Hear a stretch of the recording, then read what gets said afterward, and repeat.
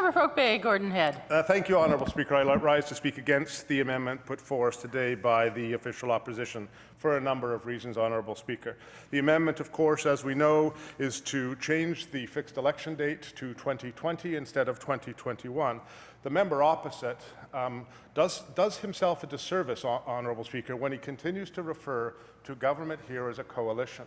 The member opposite, as he tries to put forward his wealth of expertise in democratic reform in British Columbia, should know at a very fundamental level that a coalition is not what we have here in British Columbia. It is a minority government, Honourable Speaker, a minority government where the majority of members in this House support the BC NDP in government.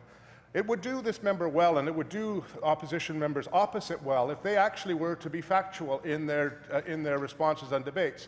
To mislead British Columbians by talking about things like a BC coalition is not fitting of members of this place. We know that it is a minority government, Honourable Speaker, under the great vast tradition of Westminster parliamentary democracies, where the government of the day, the BC NDP, is supported by the 3 BC Green members in a minority, not a coalition.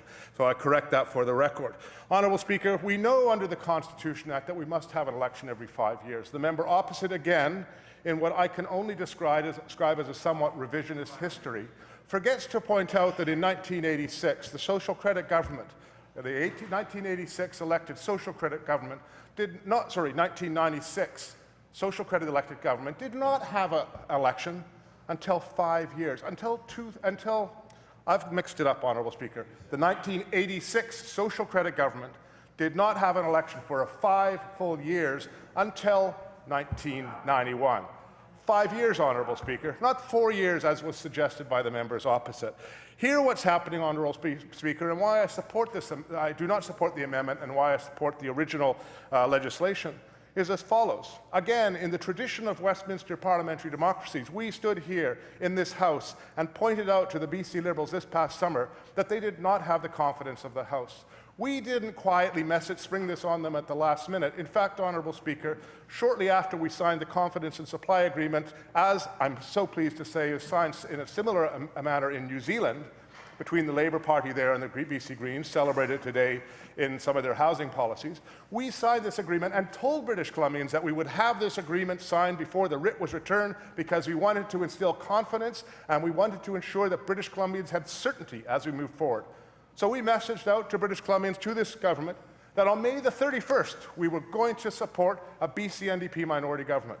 Honourable Speaker, members opposite, despite saying they would call back the House soon, took their time.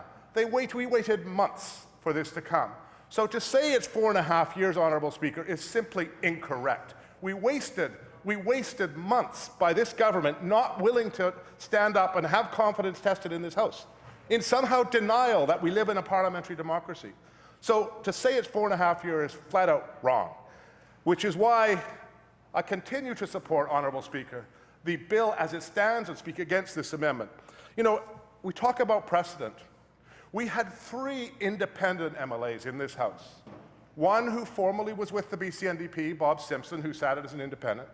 One who was formerly with the BC Liberals, John Van Dongen, who also sat as an independent. And then, of course, our friend and colleague, Vicky Huntington, who was the only independent MLA in British Columbia to be re-elected as an independent. The 3 of them got together and they made recommendations, Honourable Speaker.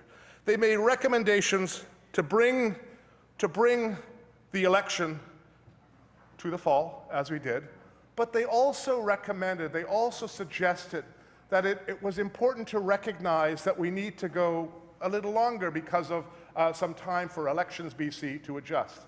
So this is not some kind of surprise, as suggested by the member opposite, the member from Nechako Lakes. This is no surprise to British Columbians. This is precisely what happened in 1986 when the Social Credit Government served for 5 years. It's what was recommended in the bill brought forward, which is somehow not being raised by members opposite. They refer to previous NDP opposition bills, not referring to the independent members' bill, which was truly independent, with 1 member from the BC Liberals, 1 from the BC NDP, and Vicky Huntington suggesting otherwise. So With that, Honourable Speaker, I thank you for your time, and I do appreciate the opportunity to speak against this amendment. Thank you.